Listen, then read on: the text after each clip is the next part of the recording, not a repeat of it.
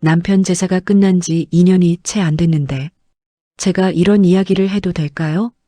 하지만 숨길 수가 없어요.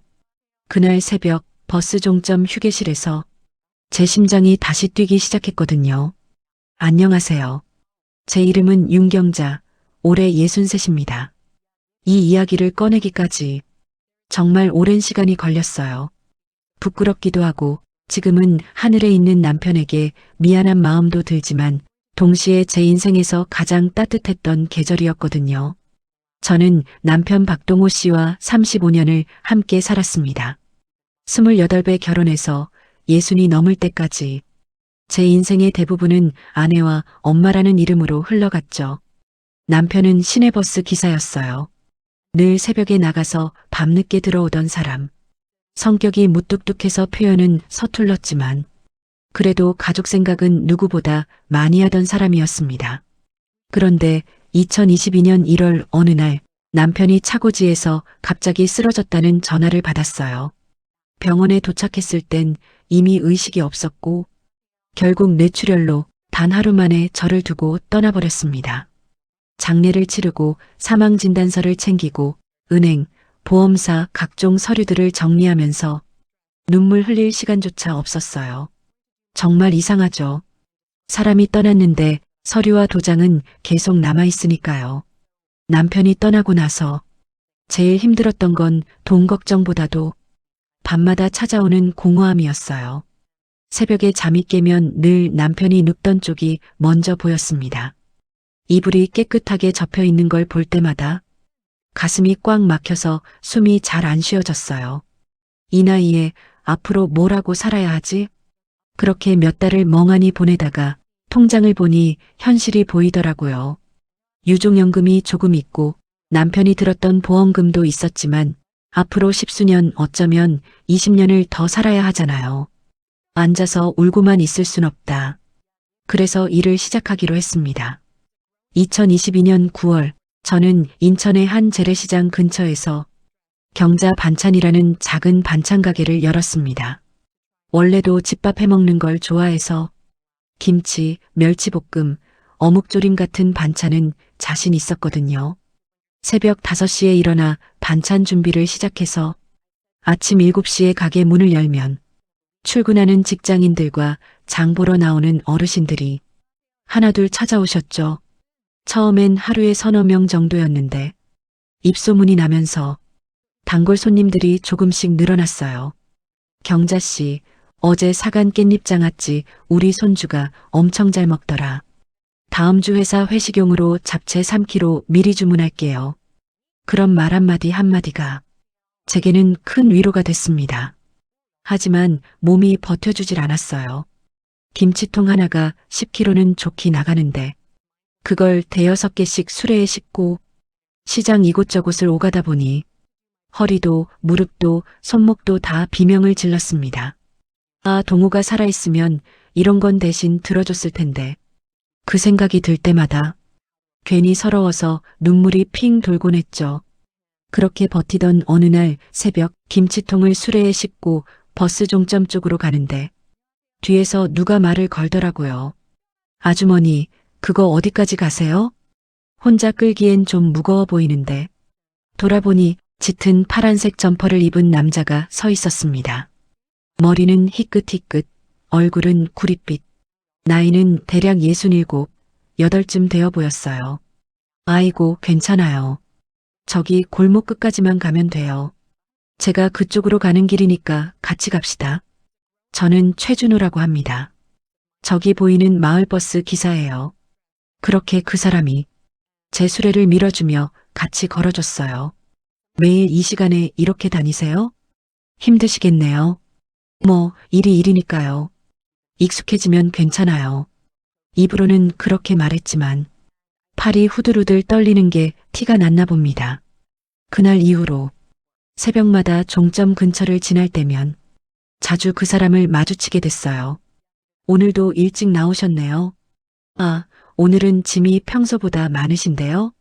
그렇게 자연스럽게 인사를 나누다가 어느 날은 준호 씨가 말하더군요. 아주머니, 시간 되면 저기 종점 옆 기사 휴게실 아시죠? 거기 자판기 커피가 괜찮거든요. 새벽에 따뜻한 데서 잠깐 쉬었다 가세요. 제가 아침 첫 차 나가기 전까지는 거기 있으니까요. 단순한 말이었지만 그날 하루 종일 그 말이 머릿속을 떠나질 않았습니다. 나한테 쉬고 가라고 말해주는 사람이 아직 있구나. 며칠 뒤 정말 너무 추운 새벽이었어요. 김치통을 나르다가 손이 얼어붙을 것 같아서 용기를 내서 휴게실 문을 두드렸습니다. 저 반찬 가게 경자예요. 커피 자판기 좀 쓰려고요. 문이 열리더니 준호 씨가 반갑게 저를 맞아주더군요. 어서 오세요. 오늘 바람 장난 아니죠? 이쪽에 앉으세요. 작은 전기난로 하나 돌아가는 철제 컨테이너 안은 생각보다 훨씬 따뜻했어요. 종이컵에 따라준 믹스커피 한 잔이 왜 그렇게 눈물나게 고맙던지요. 일찍부터 고생 많으시네요. 혼자서 저런 무거운 거 매일 나르시는 거 보면 마음이 쓰이긴 했는데 혹시 실례가 될까봐 선뜻 말을 못 걸었어요. 준호 씨가 그렇게 말하는데 가슴이 뜨끈해졌습니다. 남편이 떠난 뒤로 제 고생과 컨디션을 이렇게 자세히 봐주는 사람은 정말 처음이었거든요. 그날 이후로 제 새벽엔 새로운 루틴이 하나 생겼습니다. 반찬을 나르고 돌아올 때 버스 종점 휴게실에 들러 10분, 길면 15분 정도 따뜻한 커피를 마시며 이야기를 나누는 시간. 처음엔 날씨 이야기, 요즘 장사가 어떠세요? 같은 인사였는데 조금씩 서로의 삶을 꺼내놓기 시작했어요. 전 원래 25년 동안 시내버스를 몰았는데 나이가 드니까 장거리가 힘들어서 작년부터 마을버스로 옮겼어요. 전 남편이랑 집에서만 살았는데 혼자가 되니까 집에만 있으면 미칠 것 같아서 반찬 가게를 시작했어요. 그렇게 몇 주가 지나고 어느 날 준호 씨가 조심스럽게 물었습니다. 경자 씨는 가족분들이랑 같이 사세요? 아니요. 남편이 2년 전에 먼저 갔어요. 버스 기사였는데 차고지에서 갑자기 쓰러져서 딸들은 둘 다 결혼해서 나갔고요. 제가 그렇게 말하자 준호 씨 얼굴이 잠시 굳어지더군요. 저도 비슷합니다. 아내가 4년 전에 간암으로 갔어요. 그 뒤로 집에 혼자 있는 게 너무 싫어서 일을 계속하고 있는 거고요. 아들이 하나 있는데 미국에 있어요. 그 순간 말로 설명하기 어려운 공감이 생겼습니다. 아, 이 사람도 나만큼이나 외롭구나. 그날부터 우리는 서로의 사별 이야기를 조금씩 나눴어요. 아내는 된장찌개 끓이는 걸 참 좋아했는데요. 지금도 냉장고 열면 아내가 담가놓은 된장이 있어요. 먹어야 하는데 손이 잘 안 가요. 우리 남편은 말은 없었는데 밤늦게 들어올 때 제가 깨 있으면 편의점에서 산 작은 디저트를 하나씩 놓고 가곤 했어요. 누군가 떠난 뒤에 남는 것들은 대부분 사소한 기억들이더라고요. 식탁 위에 늘 올라오던 반찬, TV 보며 잔소리하던 목소리, 신발장에 나란히 놓였던 신발 두 켤레. 그렇게 서로의 상처를 조심스럽게 보여주다 보니 새벽마다 누군가를 기다리게 되는 마음이 생겼습니다. 오늘은 늦잠 자나? 왜 아직 안 오지? 아, 오늘 휴가라고 했지. 괜히 허전하네. 그렇게 가을이 지나고 겨울이 다시 찾아왔습니다. 남편을 보낸 지 1년이 지난 겨울이었죠. 어느 날 새벽 유난히 바람이 세게 불던 날이었어요. 김치통을 실은 수레가 바람에 자꾸 옆으로 밀리는 바람에 걸음을 멈추고 한숨을 쉬고 있는데 뒤에서 누군가 제 어깨를 톡톡 두드렸습니다. 오늘 바람 진짜 춥죠? 제가 같이 밀어드릴게요. 준호 씨였어요. 아니에요, 괜찮아요. 첫 차 시간 늦으시잖아요. 10분 정도 여유 있어요. 그리고 경자 씨 혼자 이러고 있는 거 그냥 지나칠 수가 없어서요. 그날 함께 수레를 밀고 걸어가는데 문득 눈물이 날 것 같았어요. 왜 그랬을까요? 아마도 오랜만에 느껴본 함께라는 단어의 무게 때문이었을 거예요. 배달을 마치고 휴게실에 앉았을 때 준호 씨가 커피 2잔을 건네며 말했습니다. 경자 씨, 네. 요즘 좀 어떠세요? 밤에 잠은 좀 주무세요? 그 질문에 제 안에 꽁꽁 숨겨뒀던 말들이 툭 튀어나왔습니다. 솔직히 무서워요. 집에 들어가서 불 끄고 누우면 천장이 자꾸 내려앉는 것 같아요. 옆이 비어 있으니까, 숨소리도 뒤척이는 소리도 없으니까. 그 말을 하고 나니 얼굴이 화끈거렸습니다. 너무 솔직했나 싶어서요. 그런데 준호 씨가 잠시 말없이 제 말을 듣더니 조용히 고개를 끄덕였어요. 저도 그래요. 아내가 떠나고 나서 집이 집 같지가 않아요. 그래서 가능하면 차고지에서 시간을 보내고 굳이 집엔 늦게 들어가곤 했어요. 우리는 잠시 말을 멈추고 난로 소리와 바람 소리만 듣고 있었습니다. 그 고요한 순간에 준호 씨가 제 손목 근처에 있던 종이컵을 살짝 쥐었다가 놓으면서 아주 짧게 제 손등을 건드렸어요. 스치듯 지나간 온기였지만 그게 왜 그렇게 또렷하게 느껴지던지요. 경자 씨, 너무 무리하지 마세요. 아프면 저한테 연락하세요. 제 휴대폰 번호 알려드릴게요. 그날 저는 남편이 떠난 뒤 처음으로 다른 남자의 전화번호를 저장했습니다. 그 뒤로도 우리의 새벽 커피 시간은 계속됐어요. 그런데 조금씩, 아주 조금씩 뭔가 달라지기 시작했습니다. 준호 씨가 휴게실에 미리 와서 전기난로를 켜놓고 저를 기다리고 있거나 제가 감기 기운이 있다고 하면 다음날 생강차 티백을 가져다 주거나 크리스마스 아침에는 편의점에서 산 작은 케이크를 테이블 위에 올려놓고 있거나 뭐 별건 아니고요. 그냥 오늘 크리스마스잖아요. 그 말을 듣는데 가슴이 뜨거워졌습니다. 크리스마스? 남편이 떠난 뒤로 단 한 번도 신경 쓴 적 없는 날이었거든요. 그날 집에 돌아와서 혼자 생각했어요. 나 이 사람한테 마음이 가고 있는 건가? 이래도 되는 건가? 동호야, 나 괜찮은 거 맞지? 밤새도록 뒤척이다가 결국 새벽 5시에 일어나 남편 사진 앞에 앉았습니다. 여보, 나 요즘 좀 이상해. 누군가 나한테 잘해주면 자꾸 기대게 돼. 이러면 안 되는데. 그치? 대답은 없었지만 사진 속 남편은 늘 그랬던 것처럼 무뚝뚝하게 웃고 있었어요. 겨울이 지나고 봄이 오던 날 저에게 큰일이 하나 생겼습니다. 반찬통을 들다가 허리를 심하게 삐끗해서 일주일 동안 가게 문을 못 연 거예요. 혼자 누워서 끙끙 앓고 있는데 휴대폰이 울렸습니다. 경자 씨, 오늘 왜 안 나오세요? 혹시 어디 아프세요? 준호 씨였어요. 아, 허리를 좀 다쳐서요. 며칠 쉬어야 할 것 같아요. 주소 좀 알려주세요. 제가 잠깐 들를게요. 아니에요, 괜찮아요. 괜찮긴요. 혼자 계시면 밥은 어떻게 하시려고요? 결국 저는 주소를 알려줬고 그날 저녁 준호 씨가 죽을 끓여서 가져왔습니다. 호박죽이에요.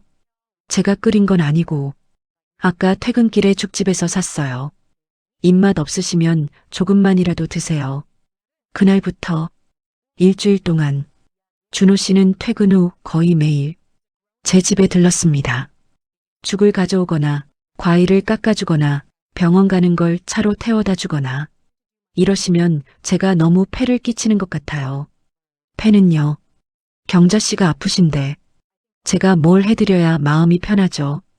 그 말에 가슴이 먹먹해졌습니다. 침대 옆 의자에 앉아 밤 10시가 넘도록 제 이야기를 들어주다가 제가 잠들면 조용히 불을 끄고 나가던 사람, 그 뒷모습을 보면서 문득 이런 생각이 들었습니다. 아, 이 사람은 나를 불쌍해서 챙기는 게 아니라 진짜로 걱정하고 있구나. 허리가 어느 정도 나아져서 다시 가게 문을 열던 날 준호 씨가 휴게실에서 기다리고 있었어요. 다 나으셨어요? 네, 많이 좋아졌어요. 그동안 정말 고마웠어요. 다행이네요. 근데 경자 씨. 네. 준호 씨가 잠시 망설이더니 천천히 입을 열었습니다. 저 사실 경자 씨 허리 다쳤을 때 많이 걱정했어요. 왜냐면 경자 씨가 아프시니까 제 마음도 아프더라고요. 그게 단순히 아는 사람이 아파서가 아니라 그는 말끝을 흐렸다가 다시 이어갔습니다. 제가 경자 씨를 좋아하는 것 같아요. 그 순간 제 심장이 멈춘 것 같았습니다. 네, 이 나이에 이런 말하는 게 우스워 보일 수도 있는데 솔직하게 말씀드리고 싶었어요. 경자 씨랑 커피 마시는 시간이 제 하루에서 제일 행복한 시간이거든요. 저는 한참 동안 아무 말도 할 수가 없었어요.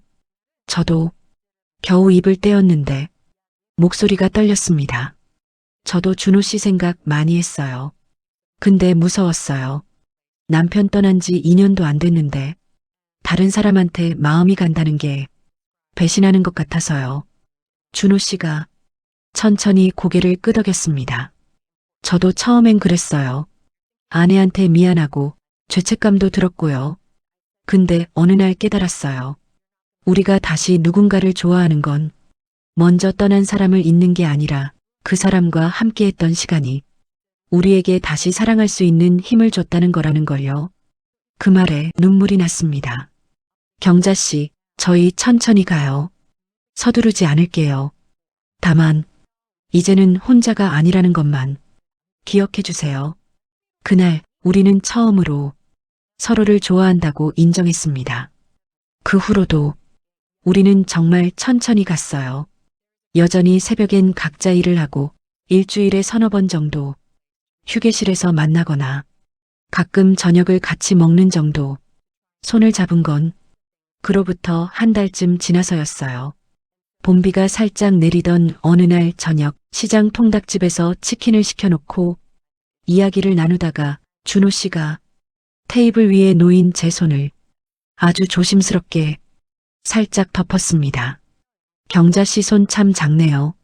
그 순간 제 심장이 쿵 하고 떨어지는 것 같았습니다. 손을 빼야 하나, 그냥 둬야 하나. 머릿속이 복잡했지만 결국 저는 그 손을 가만히 쥐었습니다. 얼마나 오랜만인지 모르겠어요. 이렇게 누군가와 손을 잡고 앉아 있는 게 그날 집에 돌아와서 혼자 손바닥을 한참 들여다봤습니다. 나 이제 조금 행복해져도 되는 걸까? 여름이 되고 우리는 일요일 오후에 가끔 같이 영화를 보러 가기도 하고 한강공원을 산책하기도 했어요. 그러던 어느 날 준호 씨가 말했습니다. 경자 씨, 이번 주말에 제 집에서 저녁 먹을래요? 제가 아내 된장으로 된장찌개 한번 끓여볼게요. 그 말을 듣는 순간 가슴이 뭉클했어요.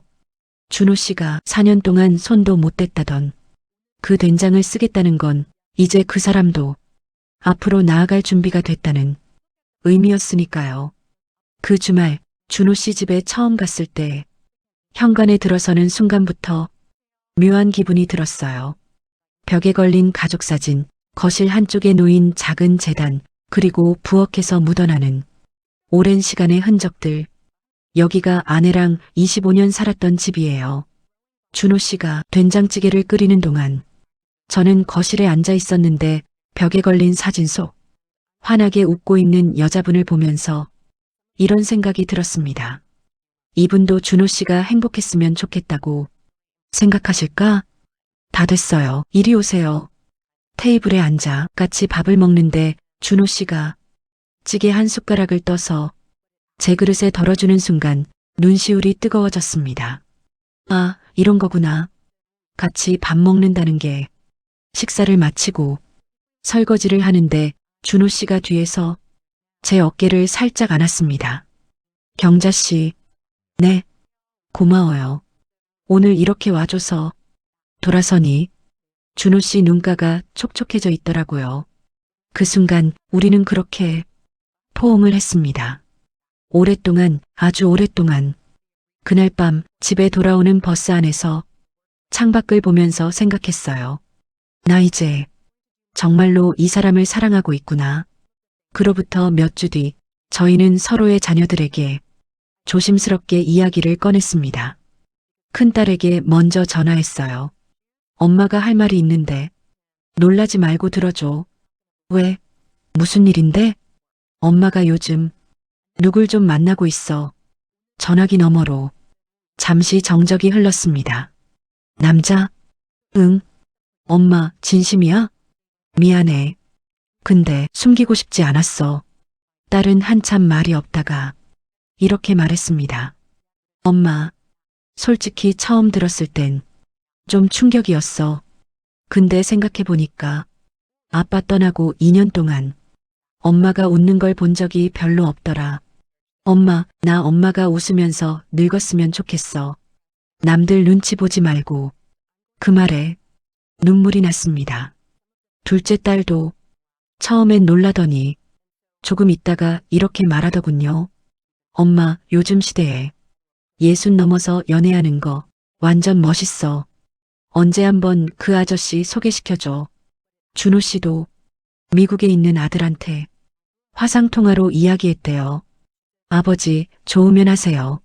아버지가 행복하시면 엄마도 좋아하실 거예요. 아들이 그렇게 말해줬다고 하더라고요. 그렇게 우리는 주변의 축복 속에서 조금씩 더 가까워졌습니다. 가을이 깊어지던 어느 날 준호 씨가 제안했습니다. 경자 씨, 네, 우리 이제 같이 살면 어떨까요? 순간 머리가 하얘졌어요.